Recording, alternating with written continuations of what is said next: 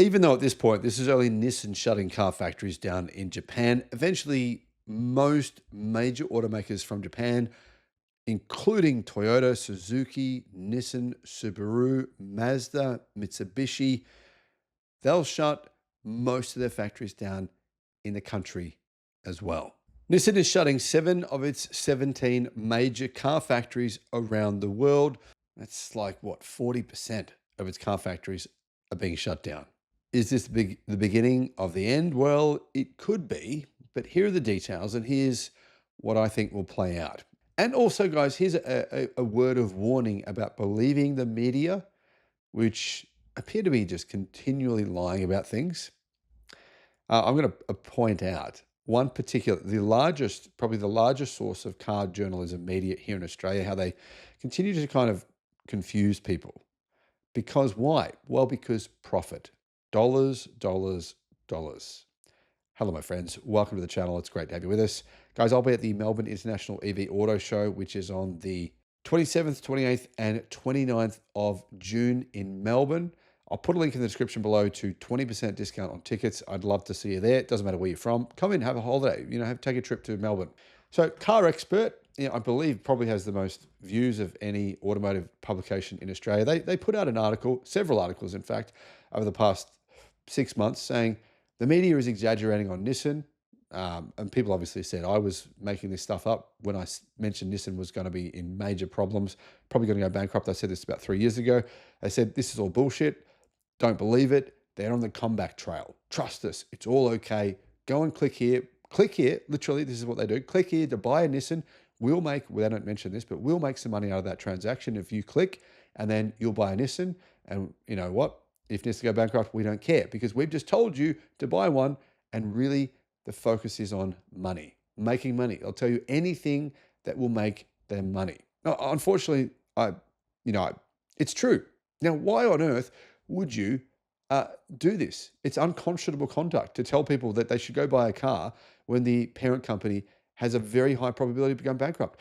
It's basically like these journalists think they know better than ratings agencies. So if every major ratings agency in the world has downgraded Nissan to junk, and in fact, one of them has graded them at double junk, and no one wants to bankroll them out, no one wants to buy the company, no one's interested, what can Nissan do? Nissan are screwed. They're closing down all these factories, right? So what I'm saying is, be careful where you get your news from. Be careful, because if you click on a button to make them some money, obviously they're going to tell you whatever you want to hear. Oh, trust us, Nissan's great. Buy Nissans. Buy all the Nissans you can buy because we'll make a profit out of each one. And Nissan's fine.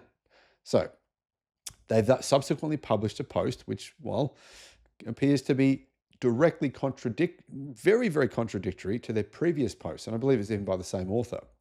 Last week, Nissan announced a staggering $7.1 billion loss. That's Australian dollars, around $5.1 billion US dollars. According to Nissan's turnaround plan announced last week, 7 factories will be closed by March of 2028. I would say there might have been more than that closed. Sources told Reuters that the company is currently considering or going to axe 2 factories in Japan. It'll close factories in South Africa and Argentina, and it'll close a factory in Indiana in the United States. It'll also close a factory in Mexico.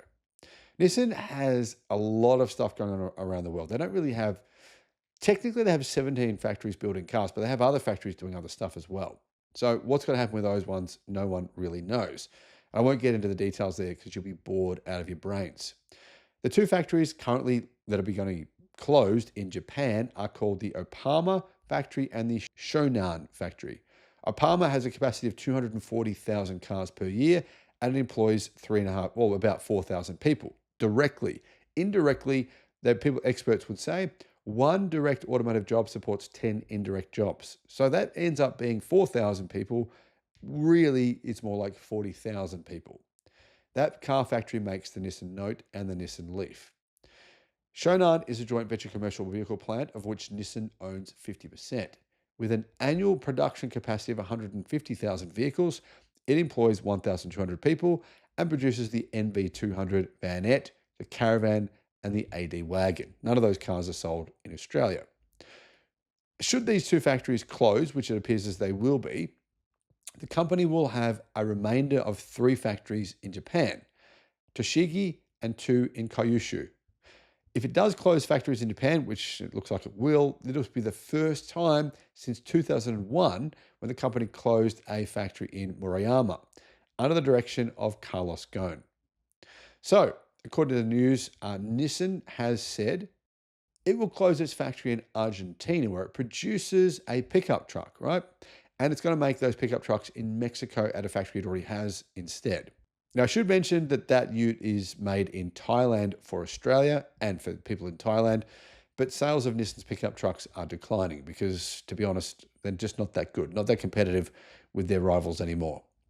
Nissan pointed out that Renault has committed in March this year to buying out Nissan's stake in their joint venture factory in Indiana. Basically, they'll just shut down that factory in Indiana. That factory makes the Nissan Magnite and the Nissan X-Trail, as well as the Renault Kwid, Kiga, and Triber, all cars that are not doing all that well right now. Nissan has said its factory in the UK, which produces the Qashqai, Duke, and Leaf, won't be shut down, partly because of incentives from the UK government. And its plants outside of Indiana will be in the US will be saved as well. That's obviously due to Trump's tariffs. That could change in the future. Now, it's worth mentioning that Nissan is also going to fire 20,000 staff. And ultimately, what it will do is also close one of its factories in China, which for some reason Reuters didn't mention, but Nissan has already committed to that as well. So, Nissan is shutting down more than 40% of its factories that make its cars. And you might be wondering to yourself, well, why is Nissan actually doing this? Why do they need to do this? Well, because their sales continue to drop. That's the biggest reason. They have massive overcapacity. They have too many staff at these factories that don't have anything to do. Basically, Nissan's constantly having to pause production because its sales are falling. The biggest problem is, like I said, China, where it's lost 51% of its sales, or around 50% of its sales over the last 7 years. And that number will be even bigger this year as Nissan sales continue to drop in China. Ultimately, will Nissan go bankrupt? Well, either yes or, well, either one of two things is going to happen. This is what I think. Nissan will go bankrupt and the company will, probably the brand will be purchased by Geely or some sort of Chinese conglomerate. Or the alternative is they'll be bailed out. And this will happen fairly late in the game. I believe what will happen is other automakers will wait for Nissan to be really, really desperate to the point where they literally cannot pay their bills, which is not that far off. I'd say they're probably about 18 months off that happening. They have some massive repayments coming up. Interest rates for Nissan are getting increasing. Risk gets higher, interest rates go up. So the problem compounds itself for that reason. So that's what's going to happen as Nissan sales continue to drop over the next couple of years. They're going to struggle. They'll either have to declare bankruptcy and then someone else will come in and use the brand name because the Nissan brand is still quite a strong brand name.